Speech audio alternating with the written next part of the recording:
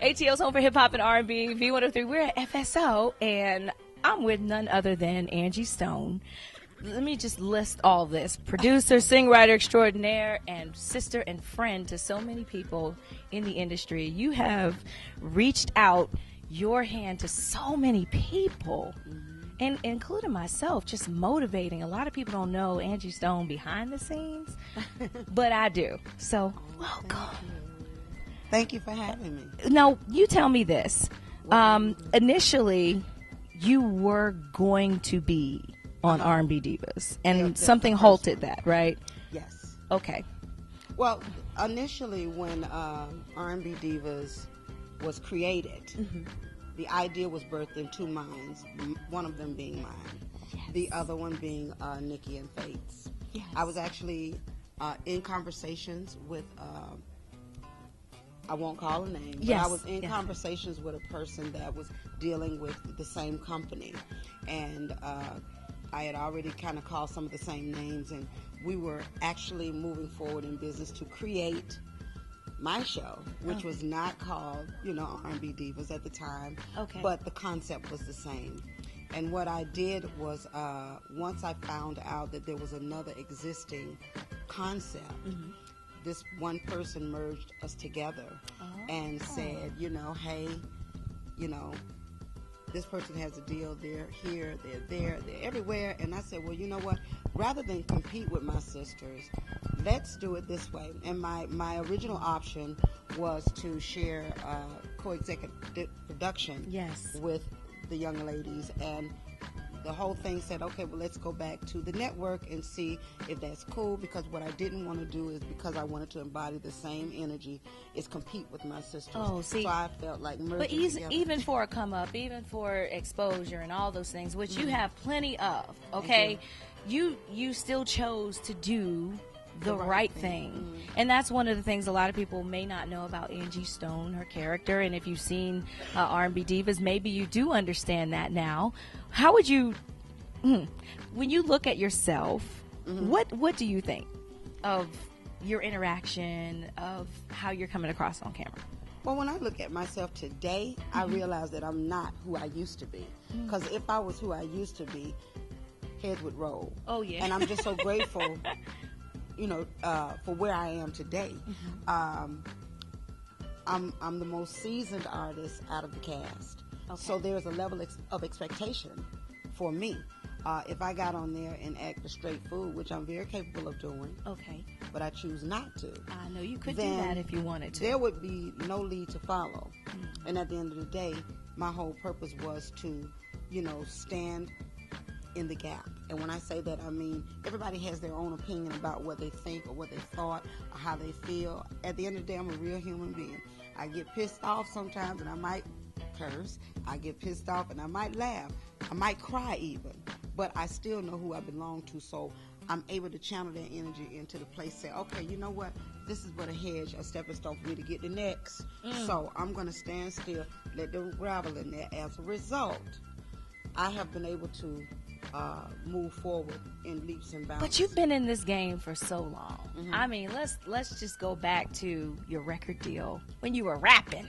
When I was 16. When you were 16 years old. I mean, do you think you're different from? Obviously, you grow. When I saw, do you still have the same love for it when you were 16 as? Yeah. All that's great because I see mirror images of myself throughout other people's careers. When I met Lauryn Hill, I saw myself in Lauryn Hill because I was rapping and I was singing and I was growing and I was elevating. Now the hunger, thirst for direction and production and development and all of this other stuff. And what I'm doing now, I just inked a deal with Jamie Foxx to do a movie. I won't tell you the name because I'm not at liberty. But I know they're talking about turning it into a television series, and I'm really excited. And I've also just gotten my own deal for my television show that we're actually shooting a sizzle reel for. And I am the director, producer, the creator, and all of that. And I do know that if you negotiate your contracts properly, that you have control over edits.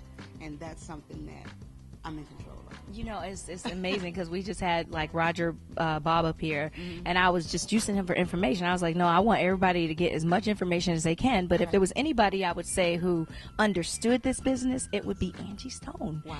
And you've written hits. I mean, platinum hits for other people as well. She's been on every side of the game. So I just expect you to take over television and movies next. So I really don't expect anything less. Well, one of the things that I'm really excited about, I've been entertaining radio, and I've had several people come to me. Absolutely, V-103 is one that I'm entertaining to do a show with, because I just have a gift to gab. I'm excited about it. I'm a lot of fun, even though I'm reserved on TV, because we got to make them remember that we can do this. Okay. But as far as, you know, where I'm going with my career, I'm in the process of doing another album, as well as producing a show that I know you guys are going to love.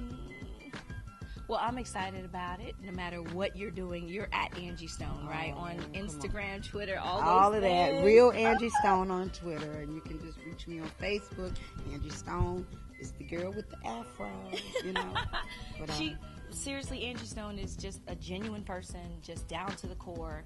Even when no one's looking, she just does the right thing. She's always looking out for people, and she's always reaching out and hugging folks. And I know y'all don't understand this, and I'm like getting teary-eyed, but seriously, the support that she gives artists is unreal. So let's tell them where we met. Oh gosh, at the green room. She was like, we had cocktails. We had cocktails and we conversations. did. Yes. And I met this young lady who, you know, we're going to get that going again, right? Yes. It's so necessary. She was like, if you don't get your butt up on that stage and sing, I was like, hey, I'm just going to sit down. She's like, get up and sing. So, yeah, seriously. And it just goes to show you how an idea is birthed twice. You know, we had that show quite a few years ago. And I think Nikki has a show now, Conversations and Cocktails or something like that. But it just goes to show you how it happens. Yeah. You know, but I just want to say this. I ended up, going back to your first question, I ended up doing the second season of the show because I realized that when God was calling me, I allowed other people to dictate what I would do. And so I made a stance to say, you know what, I don't want us to go out looking crazy, so somebody got to stand up and hold the banner. I'm like that movie Glory, when Denzel took the banner and went bam. So I get beat up, but it's all great. People said it did go to a whole nother level, and especially with the realism when you joined the cast. So I was excited to know that you did it. I was like, yeah. I know. Thank you. Thank you. Angie Stone, everybody. The most real and in the business. For real. Oh, the truest diva.